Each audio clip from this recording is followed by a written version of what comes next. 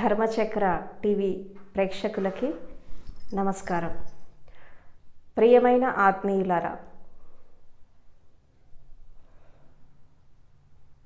భారతదేశం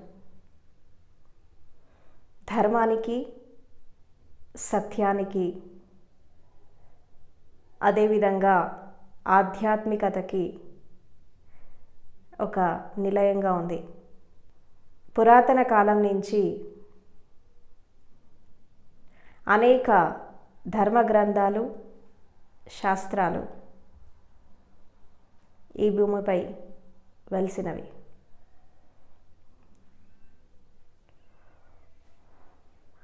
ధర్మం గురించి, అదేవిధంగా సత్యం గురించి అనేక రకాలైనటువంటి సిద్ధాంతాలు, అనేక రకాలైనటువంటి విశ్లేషణాత్మకమైనటువంటి చర్చలు ఉన్నాయి. అసలు ధర్మం అంటే ఏంటి? ధర్మం యొక్క ప్రాముఖ్యత ఏంటి?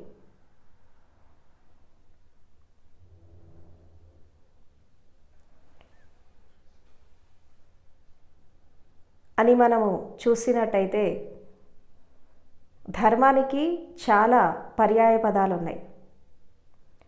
ధర్మం అనగా న్యాయం, ధర్మం అనగా ఒక క్రమబద్ధమైనటువంటి జీవితం,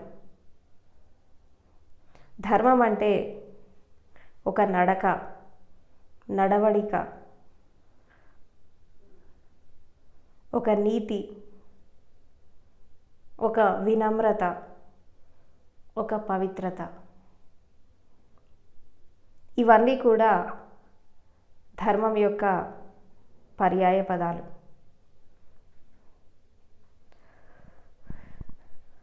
ధర్మం అనేది దేశకాల పరిస్థితులను బట్టి ఎప్పుడూ మారదు.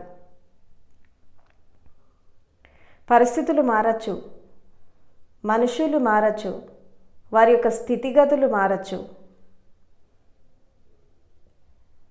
కానీ ధర్మం ఎప్పుడు కూడా తన అస్తిత్వాన్ని ఎప్పుడు కోల్పోదు. అది ఒక విశేషమైనటువంటి ఒక స్థానాన్ని కలిగి ఉంటుంది. చాలామంది భారతదేశంలో లేదా ఇతర దేశాల్లో ఈ ధర్మం పైన చాలా అపోహలు ఉన్నాయి. అంటే ఈ మతాన్ని, ధర్మాన్ని కలిపి చూస్తారు. మతం అనేది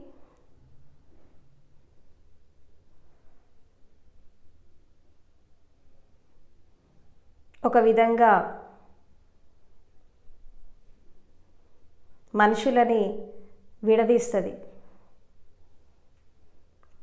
ధర్మం అనేది ఒక ఏకత్వంలోకి తీసుకొస్తుంది. కాబట్టి మతం వేరు, ధర్మం వేరు, రిలీజియన్ వేరు, ధమ్మ వేరు. చాలామంది ఏమనుకుంటారంటే హిందువులు హిందూ ధర్మమే సరైనది అని చెప్పి అనుకుంటారు. జైనులు జైన ధర్మం పర్ఫెక్ట్ అనుకుంటారు. ముస్లిమ్స్ ఇస్లాం ధర్మం పర్ఫెక్ట్గా అనుకుంటారు. క్రిస్టియన్స్ క్రైస్తవ ధర్మం పర్ఫెక్ట్ అనుకుంటారు. బుద్ధిస్టులు బౌద్ధ ధర్మం పర్ఫెక్ట్ అనుకుంటారు. అసలు మతానికి, ధర్మానికి సంబంధం ఏంటి? అసలు ధర్మం అనేది దేశకాల పరిస్థితులకి, నీది నాది అనేటటువంటి భావనకి, అహంకారానికి, అజ్ఞానాలకి, మూర్ఖత్వాలకి, హింసకి, అనేక రకాల అసమానతలకి, అనేక రకాలైనటువంటి స్పర్ధలకి అతీతంగా, దేశకాల పరిస్థితులకి అతీతంగా ఒక ప్రత్యేకమైనటువంటి అస్తిత్వాన్ని కలిగి ఉంటుంది. అదే ధర్మం. ధర్మానికి పక్షపాతం ఉండదు. అందరికీ సమానమైనటువంటి ఒక దృష్టితో, సమానమైనటువంటి ఒక కోణంలో చూస్తుంది. అదే విశ్వధర్మం, అదే ప్రకృతి ధర్మం.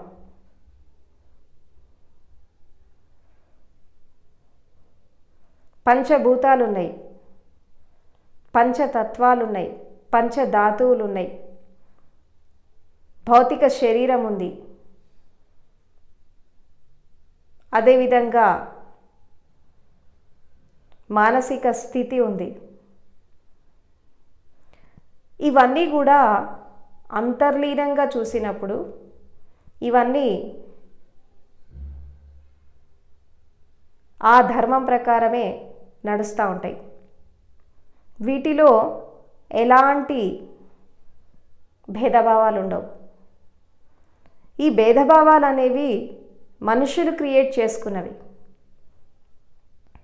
కానీ ప్రకృతి పరంగా చూసినప్పుడు, విశ్వపరంగా చూసినప్పుడు ఎలాంటి భేదాలు అనేవి లేవు. మరి విశ్వధర్మం ఏంటి? What is the universal law? అంటే మనిషి భూమి మీద పుట్టింది దైవత్వాన్ని పొంది, ఒక జ్ఞానాన్ని పొంది, అదేవిధంగా మానవత్వంతో, ప్రేమతో, కరుణతో జీవించి తన తోటి వారితో ఆనందంతో, స్వేచ్ఛతో బ్రతకడానికి భూమిదికి వచ్చాడు. భూమిని స్వర్గతుల్యం చేయడానికి వచ్చాడు, కానీ నరకప్రాయం చేయడానికి కాదు. ఎందుకంటే ప్రతి మనిషి యొక్క స్వధర్మం ఏంటి? ప్రతి మనిషి యొక్క ధర్మం ఏంటి? నువ్వు మనిషిలాగా పుడితే మనిషిలాగా బ్రతకాలి, మనిషి తత్వంతో బ్రతకాలి. అలా బ్రతికినప్పుడు నువ్వు విశ్వం యొక్క ధర్మంతో మమేకమైపోయి ఉంటావు. అలా కాకుండా మనిషి హింసాత్మకంగా, నెగిటివిటీస్తో, కామక్రోధ లోభమోహ ఈర్ష ద్వేషాలతో తనకు తాను హింసించుకోవడమే కాకుండా ఇతరులను కూడా హింసిస్తూ ఒక హింసాత్మక మార్గంలో వెళ్ళినప్పుడు మనిషికి జంతువుకి తేడా ఉండదు. అంటే మనిషి తన ధర్మం నుంచి తను తప్పుకుంటున్నట్టే, తన స్వధర్మం నుంచి తను తప్పుకుంటున్నట్టే. ఇంకా విశ్వధర్మం గురించి ఏం ఆలోచిస్తాడు? భూమిని మొత్తము ఒక నరకప్రాయం చేస్తున్నారు మనుషులంతా. ఈ సమస్త ప్రకృతిలో సకల జీవరాశులను మీరు చూసినట్టయితే అన్నీ చాలా సహజంగా, సరళంగా, ప్రకృతిపరంగా చాలా అందంగా, ఆహ్లాదంగా ఉంటాయి. కేవలం మనిషి మాత్రమే చాలా డిఫరెంట్గా ఉంటాడు. అంటే మనిషిలో రాక్షస లక్షణాలు ఉంటాయి, జంతు లక్షణాలు ఉంటాయి, మానవ లక్షణాలు ఉంటాయి, దైవిక లక్షణాలు ఉంటాయి. వాళ్ళు ఎలాంటి లక్షణాలతో జీవిస్తే జీవితం అనేది అటు వెళ్ళిపోతుంది. రూపంలో మనిషిలాగా ఉండడం కాదు, స్వభావంలో కూడా మనిషిలాగా ఉండాలి, నేచర్లో కూడా మనిషిలాగానే ఉండాలి. చాలామందిని మనం చూస్తే వాళ్ళ ప్రవృత్తి మనం చూస్తుంటే, వాళ్ళ యొక్క నడత నడవడిక మనం చూస్తుంటే ఒక విధంగా చెప్పాలంటే జంతువులాగానే కనబడతారు, కొంతమంది రాక్షసంగా కనబడతారు.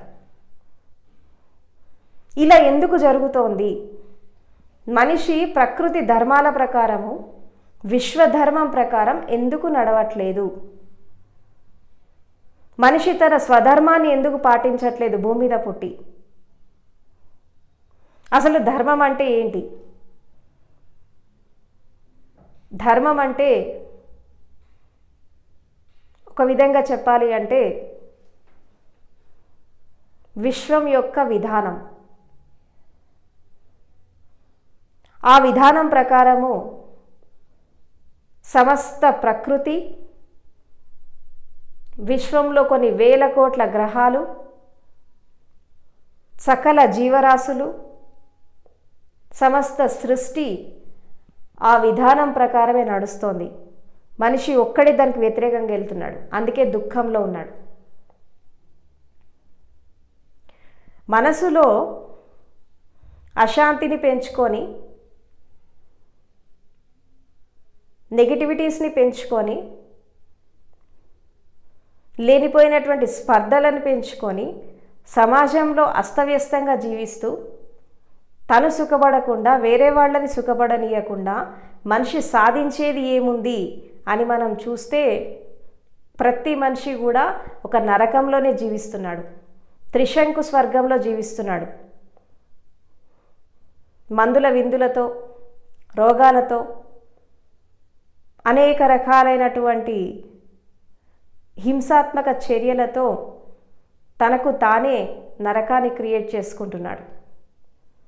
ఎదుటి వాళ్ళని ఏదో హింసిస్తున్నామని చెప్పి అనుకుంటారు, కానీ ఆ హింస అనేది మొదట తన్ను తాను హింసిస్తుంది, తనకి తాను హింసించుకుంటాడు అని చెప్పి ఎవరికీ తెలియదు, దాని గురించి పట్టించుకోరు.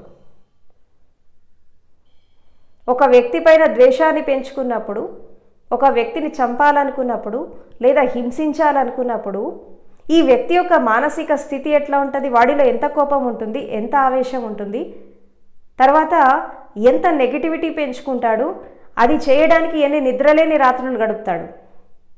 ఇది హింస కాదా? మొదట ఎవరిని వాళ్ళు హింసించుకున్నాకనే ఇతరులను హింసిస్తారు. హింస ఫస్ట్ స్వయంతో మొదలవుతుంది, తర్వాతే ఇతరులకి పాకుతుంది. అది నీ దగ్గర ఏముంటే అది నువ్వు ఇతరులకు ఇస్తావు. ద్వేషం ఉంటే ద్వేషాన్ని పంచుతావు, ప్రేమ ఉంటే ప్రేమను పంచుతారు, హింస ఉంటే హింసనే పంచుతారు. మొదట ఎవరికి వాళ్ళు ఆ యొక్క ప్రక్రియలోకి వెళ్ళాకనే ఇతరులకి అది వర్తిస్తుంది. కాబట్టి విశ్వం యొక్క ధర్మం ప్రకారం మనుషులు ఆనందంగా స్వేచ్ఛగా జీవించడానికి భూమి మీదకి వచ్చారు, హింసాత్మకంగా బ్రతకడానికి కాదు. ఇతర జీవరాశులను హింసించడము, మనిషిని మనిషి హింసించుకోవడము, ప్రకృతిని నాశనం చేయడము, సృష్టి ధర్మాలకు వ్యతిరేకంగా వెళ్ళడము, ప్రకృతి ధర్మాలకు వ్యతిరేకంగా వెళ్ళడం, దీనివల్ల మనిషి సాధించేది ఏముంది అని మనం చూసినప్పుడు అంత వినాశనకే దారితీస్తుంది, అంత వినాశనానికే దారితీస్తుంది. భవిష్యత్తులో మనిషి మనుగడ అనేది ఒక ప్రశ్నార్థకం కాబోతోంది. ఇప్పటికైనా మేల్కొనండి. మతానికి ధర్మం యొక్క రంగు పూసి తిరక్కండి. మతం వేరు, ధర్మం వేరు. మతం అనేది ఒక మత్తుమందు లాంటిది అని చెప్పి కార్ల్ మార్క్స్ అంటాడు. ఈ మతం మత్తులో పడితే మనుషులు విచక్షణ కోల్పోతాడు. ఈ కులాలు, మతాలు, ఈ విభేదాలు, ఈ అసమానతలు వీటెంబడబడి ఏం సాధించారు మనుషులు అని చెప్పి చూస్తే రెండు కనబడతాయి. ఒకటి రక్తపాతం, రెండవది హింస. 3000 సంవత్సరాలలో 15,000 యుద్ధాలు జరిగాయి. ఈ యుద్ధాలన్నీ కూడా మతం పేరు మీద జరిగాయి, తర్వాత ధర్మం పేరు మీద జరిగాయి, దేవుడి పేరు మీద జరిగాయి. అంటే ఇదంతా కూడా ఒక పర్వర్షన్కి దారితీసింది. ఎక్కడ చూసినా రక్తపాతం, ఎక్కడ చూసినా హింస, ఎక్కడ చూసినా అట్రాసిటీస్. ఇదా భారతదేశ సంస్కృతి? ఇదా భారతీయత అంటే? ఇదేనా మన సనాతన భారతదేశం బోధిస్తున్నది ఏంటి? ప్రపంచ దేశాలకి ఎలాంటి సందేశం ఇస్తున్నారు మీరు? దేశం అనేది అభివృద్ధి చెందుతుందా, వెనక్కిపోతుందా? నాగరికత ఎక్కడైపోయింది? మీ సివిలైజేషన్ ఎక్కడికి పోయింది? మీ కల్చర్ ఎక్కడికి పోయింది? ఇన్ని అట్రాసిటీస్ జరుగుతుంటే ఎవరు ప్రశ్నించట్లేదు. ఇన్ని విధాలుగా హింస జరుగుతుంటే ప్రపంచంలో ఎవరికి వాళ్ళు మాకెందుకులే అని చెప్పి చేతులు ముడుచుకుంటారే తప్పించి తన దాకా వస్తే కానీ ఏది తెలియదు. వేరే వాళ్ళకి జరిగింది కదా, మాకేం సంబంధం అన్నట్టు అందరూ ఎవరికి వాళ్ళు తమ బాధ్యత నుంచి తాము తప్పుకుంటున్నారు. ఇక్కడ స్వయం పరివర్తన జరగాలి. ధర్మబద్ధంగా మనిషి జీవించడం అంటే ఏంటంటే మనిషి మనిషిలాగా బ్రతకాలి. ధర్మచక్రం అనేది స్థాపించాలి. ధర్మచక్ర ప్రవర్తన అనేది జరగాలి. ధర్మాన్ని స్థాపించాలి. అధర్మం అనేది వెళ్ళిపోవాలా, ధర్మ సంస్థాపన జరగాలి. ఎలా జరుగుతుంది ధర్మ సంస్థాపన? మళ్ళీ ఎవరో ఒక అవతార పురుషుడు రావాలా? మళ్ళీ ఎవరో కారణజన్ముడు రావాలా భూమి మీద? లేదంటే మళ్ళీ ఎవరో వచ్చి ఏదో చేస్తే కానీ మళ్ళీ ధర్మ సంస్థాపన జరగదు, మాకెందుకులే అని చెప్పి మీరు చేతులు ముడుచుకొని కూర్చుంటారా? ఎలా జరుగుతుంది ధర్మ సంస్థాపన అనేది? ధర్మ సంస్థాపన జరగాలి అంటే మొట్టమొదట కావాల్సింది ఏంటంటే మనిషి మనిషిలాగా బ్రతకాలి. మానవత్వంతో, జాలి, దయ, కరుణతో, ప్రేమపూర్వకంగా బ్రతకాలి. అంటే మొదట మనిషి మారాలి. మనిషి యొక్క వ్యక్తిత్వ వికాసం జరగాలి. ఎంతసేపు శారీరక మానసిక వికాసమే కాదు, హృదయ వికాసం జరగాలి, ఆత్మీయ వికాసం జరగాలి, సంపూర్ణ జీవిత వికాసం జరగాలి. ఈ సంపూర్ణ జీవిత వికాసం జరిగినప్పుడు వ్యక్తిగత స్వేచ్ఛతో, వ్యక్తిగత ఆనందంతో మనుషులు ఈ ఆనందాన్ని, ఈ స్వేచ్ఛని ఇతరులకి పంచుతారు. మిమ్మల్ని మీరు ఎలాగైతే ప్రేమించుకుంటారో ఇతరులను కూడా అలాగే ప్రేమించండి. First love your self, then automatically it will extends to the society at large and it will extends to the other persons at large.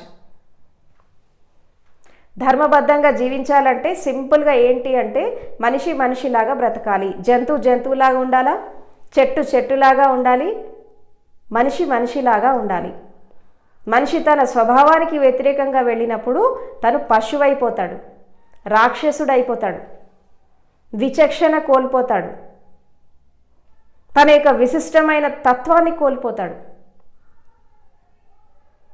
కాబట్టి పురాతన కాలం నుంచి జ్ఞానులు కానీ, సత్పురుషులు కానీ, బుద్ధ పురుషులు కానీ వీళ్ళంతా దీని గురించే కృషి చేస్తున్నారు.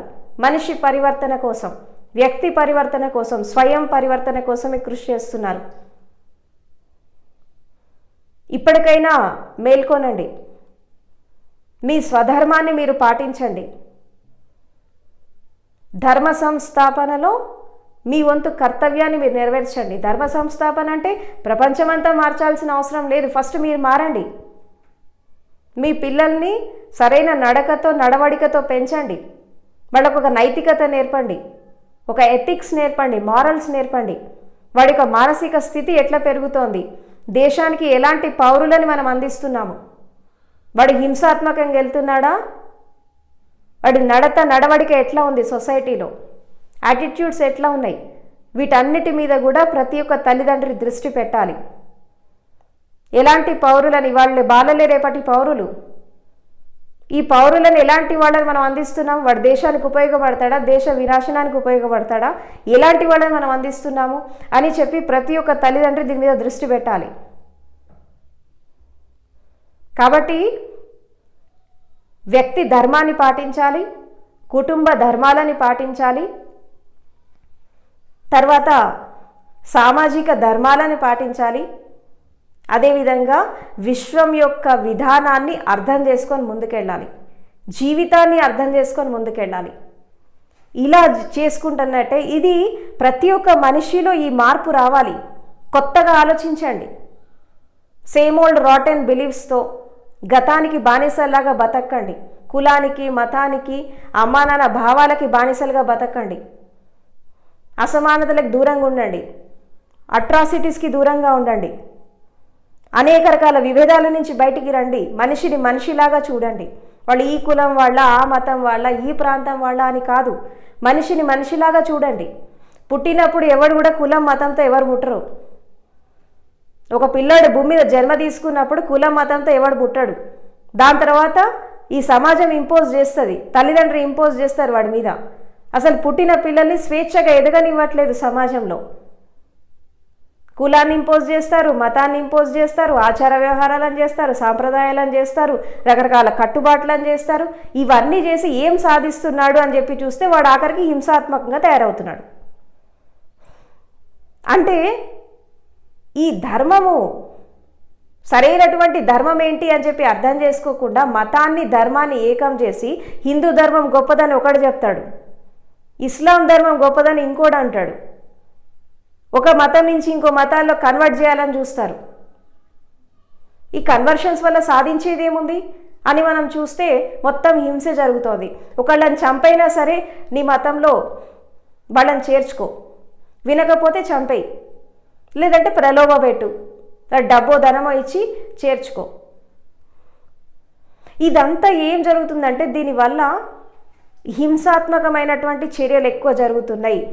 అసలు ప్రపంచం అనేది డిస్టర్బ్ అవ్వడానికి, ఇన్ని యుద్ధాలు జరగడానికి కారణం ఏంటంటే ముగ్గురు కారణం. ఒకటి ప్రీస్ట్లు, మత పెద్దలు.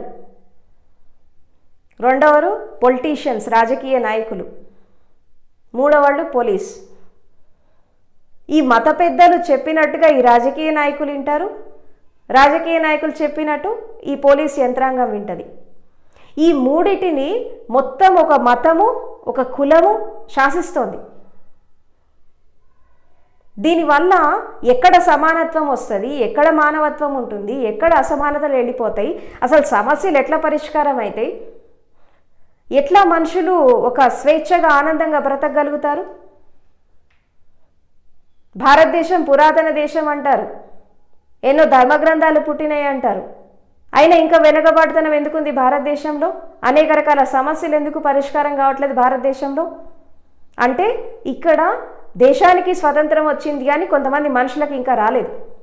ఇంకా ఆ యొక్క అంధకారంలో మగ్గిపోతున్నారు, ఇంకా బానిసత్వంలోనే ఉన్నారు, ఇంకా ఒక హింసాత్మకమైన చర్యలకి గురి అవుతున్నారు ఇంకా మనుషులు. ఎంతకాలం ఇది ఇట్లా జరుగుతుంది? దేశం అభివృద్ధి చెందడం అంటే శాస్త్ర సాంకేతిక విజ్ఞానం అభివృద్ధి చెందడమా? టెక్నాలజీలో అప్డేట్ కావడమా? ఒక మంచి మంచి బిల్డింగ్స్ కడితే సరిపోతుందా? దేశం అభివృద్ధి చెందుతుందా? దేశంలో ఉండే ప్రతి పౌరుడు అభివృద్ధి చెందాలి. దేశంలో ఉండేటటువంటి ప్రతి ఒక్క జాతి, ప్రతి ఒక్క కులము, అన్ని వర్గాల వాళ్ళు, అన్ని ప్రాంతాల వాళ్ళు అభివృద్ధి చెందినప్పుడే దేశం అభివృద్ధి చెందుతుంది. ఇక్కడ ఆడ మగ తారతమ్యం లేదు. ఇక్కడ కేవలం మగవాళ్ళు డెవలప్ అయితే దేశం అభివృద్ధి చెందదు.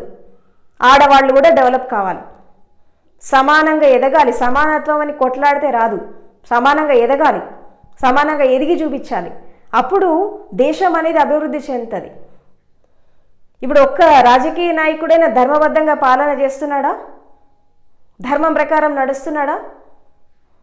ఎందుకు నడవట్లేదు? వాడి మీద కులం ప్రభావం ఉంటుంది, మత ప్రభావం ఉంటుంది, రకరకాల ప్రభావాలు ఉంటాయి. దేశం ఎటుపోతే నాకేటి, నేను బాగుపడితే చాలా అనుకుంటున్నారు రాజకీయ నాయకులు. ఇదే భారతదేశం చెప్పింది. భారతదేశ నీతి శాస్త్రం ఏం చెప్తోంది? వీటన్నిటి గురించి ఎందుకు పట్టించుకోరు?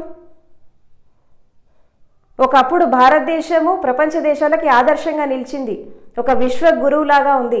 ఇప్పుడు ఎందుకు అధపాతాళానికి వెళ్ళిపోతుంది? దీని గురించి ఎప్పుడైనా ఆలోచించారా? ప్రజలు ఆలోచిస్తున్నారా? రాజకీయ నాయకులు ఆలోచిస్తున్నారా? మేధావులు ఆలోచిస్తున్నారా? వీళ్ళంతా ఏం చేస్తున్నారు? ప్రతి చోట కూడా ఒక ఇంటెలిజెన్స్, ఒక మేధస్సు, మేధావితనంలో కానీ రాజకీయాల్లో కానీ అనేక రకాల రంగాల్లో ఈ కులం మతం అనేది డామినేట్ చేస్తుంది. మీలో మీరు డివైడ్ అయినప్పుడు, మీలో మీరు అసమానతలతో ఉన్నప్పుడు వేరే వాళ్ళు మీకు ఎట్లా రెస్పెక్ట్ ఇస్తారు? అందుకే నవ్వుతున్నారు, భారతదేశాన్ని చూసి నవ్వుతున్నారు చాలామంది. అహింస పరమో ధర్మ అని చెప్పి బోధించిన భారతదేశంలో ఇంత హింస ఎందుకు జరుగుతోంది? ఇన్ని అట్రాసిటీస్ ఎందుకు జరుగుతున్నాయి? మనుషులు వివేకం విచక్షణ లేకుండా జంతువుల్లాగా, రాక్షసుల్లాగా ఎందుకు బ్రతుకుతున్నారు? అంటే వీళ్ళకి మనిషిలాగా బ్రతకడం చేత కాదు. ఆధిపత్య పోరు, అధికారం, ఈ మదమాత్సర్యాలు, కామక్రోధ లోభాలు, వీటన్నిటి వల్ల సాధించేది ఏముంది అంటే వాళ్ళు హింసించుకుంటున్నారు, ఎదుటి వాళ్ళని కూడా హింసిస్తున్నారు. కాబట్టి ధర్మాన్ని కాపాడడం అంటే, ధర్మచక్ర ప్రవర్తన జరగడం అంటే మీ లోపల మార్పు రావాలి, ప్రతి మనిషి లోపల మార్పు రావాలి. ప్రతి మనిషి భూమికి వరంలాగా బ్రతకాలి, శాపంలాగా బ్రతకద్దు. మీరు భూమి మీద పుట్టినందుకు భూమి సంతోషపడాలా, వీడు ఎందుకు పుట్టాడు వేస్ట్ ఫెలో అని చెప్పి అనుకోవద్దు భూమి మీద. కాబట్టి ప్రతి వాళ్ళు విశ్వ విధానాన్ని అర్థం చేసుకోండి, విశ్వ ధర్మాన్ని అర్థం చేసుకోండి, జీవిత ధర్మాలను అర్థం చేసుకోండి, జీవిత సత్యాలను అర్థం చేసుకోండి. మనిషికి ఒక విలువలు, నైతికత, ఈ మారల్స్, ఎథిక్స్తో బ్రతకండి. మనిషిలాగా బ్రతకండి. ఒక కొత్త మానవత్వాన్ని సృష్టించండి భూమి మీద. ఈ ఓల్డ్ రాటెన్ బిలీఫ్స్తో బ్రతికే వాళ్ళు అవసరం లేదు, కుల మతాలతో బ్రతికే వాళ్ళు అవసరం లేదు. ఆల్రెడీ భూమి ఫెడ్అప్ అయిపోయింది అలాంటి వాళ్ళతో. ఎర్త్ అనేది ఫెడ్అప్ అయిపోయింది, ఈ కులాలతో, మతాలతో, ధర్మాలతో ఫెడ్అప్ అయిపోయింది. నిజమైనటువంటి ధర్మం ఏంటో అర్థం చేసుకోండి. ధర్మం అనేది సమానత్వం కోరుకుంటుంది, ధర్మం అనేది స్వేచ్ఛనిస్తుంది, తర్వాత ధర్మం అనేది సమానమైనటువంటి న్యాయాన్ని కలిగిస్తుంది. ధర్మం అనేది మనుషుల యొక్క అభివృద్ధికి సహకరిస్తుంది, సంపూర్ణమైనటువంటి జీవిత వికాసం. ధర్మం అనేది లోక కళ్యాణానికి కారణం కావాలి, మానవ కళ్యాణం కోసం పనిచేయాలి, అంతేగాని మానవ వినాశనం కోసం కాదు. కాబట్టి ధర్మచక్ర పరివర్తన అనేది జరగాలి, అది మీరే చేయాలి, దానికి సారథులు మీరే కావాలి. అధర్మాన్ని పారద్రోలి ధర్మ సంస్థాపన మీరే చేయాలి. ఎవరో పుట్టరు కొత్తగా, మీ నుంచే బయటికి రావాలి. కాబట్టి ధర్మచక్ర ప్రవర్తన జరగాలంటే మీరు మీ జీవితాన్ని అర్థం చేసుకొని జీవించండి, జీవిత సత్యాలతో ముందుకెళ్ళండి. తర్వాత జీవితాన్ని ఒక విశిష్టంగా, విలక్షణంగా జీవించండి, సత్యంతో, ధర్మంతో బ్రతకండి. అప్పుడు ఆటోమేటిక్గా మీ జీవితం బాగుపడుతుంది, అదేవిధంగా సమాజం కూడా అభివృద్ధి చెందుతుంది, దేశం కూడా అభివృద్ధి చెందుతుంది. కాబట్టి భారతదేశంలో పుట్టి భారతీయతను కాపాడండి. భారతదేశంలో పుట్టారు కాబట్టి దేశానికి ఒక తలమానికంగా నిలవండి. ప్రపంచ దేశాల్లో భారతదేశానికి ఒక విశిష్టమైనటువంటి స్థానం ఉంది, దాన్ని పోగొట్టకండి. మీ అజ్ఞానపు చర్యలతో దాని పేరు ప్రఖ్యాతలు పోగొట్టకండి. మేల్కొనండి. ఎంతకాలం ఇలా ఉంటారు? అజ్ఞానం నుంచి బయటికి రండి, జ్ఞానానికి రండి. అంధకారం నుండి వెలుగుకి రండి, అసత్యాల నుండి సత్యానికి రండి. మీ జీవితాన్ని మీరు మార్చుకోండి. అదేవిధంగా స్వేచ్ఛగా, ఆనందంగా జీవించండి, సంతోషంగా జీవించండి. తర్వాత ధర్మ సంస్థాపన చేయండి. ధర్మచక్ర ప్రవర్తనకి మీరే సారథులు కావాలి, మీరే దానికి నాంది పలకాలి. మీ ద్వారానే అది సాధ్యమవుతుంది. కాబట్టి ఫ్రెండ్స్, దీన్ని అర్థం చేసుకోండి, జీవితాన్ని కాపాడుకోండి. Life is two little to be short. ఎప్పుడు ఏం జరుగుతుందో ఎవరికీ తెలీదు. కాబట్టి ఉన్నన్నాళ్ళు మీరు సంతోషంగా ఉండండి, ఎదుటి వాళ్ళని ఆనందంగా, సంతోషంగా బ్రతకనివ్వండి. Live and let live. జీవించనివ్వు. ఈ భూమి మీద జీవించడానికి ప్రతి ఒక్క ప్రాణికి హక్కు ఉంటుంది, ప్రతి ఒక్క మనిషికి హక్కు ఉంటుంది. దానికి ఆడ మగ అని తేడా ఏం లేదు. అందరి సృష్టి ధర్మంలో అందరూ సమానమే, అందరికీ సమానమైనటువంటి హక్కులు ఉంటాయి, సమానమైనటువంటి స్వేచ్ఛ, ఆనందం ఉంటుంది. ఎవరి స్వేచ్ఛలో, ఎవరి ఆనందంలో ఎవరు వేలు పెట్టి వాళ్ళు దాన్ని పాడు చేయాల్సిన అవసరం లేదు.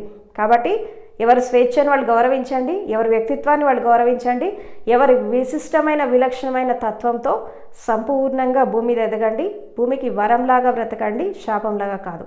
సో చివరిగా నా మాటలు ఇంత శ్రద్ధగా, ప్రేమగా విన్నారు. మీ అందరికీ కృతజ్ఞతలు.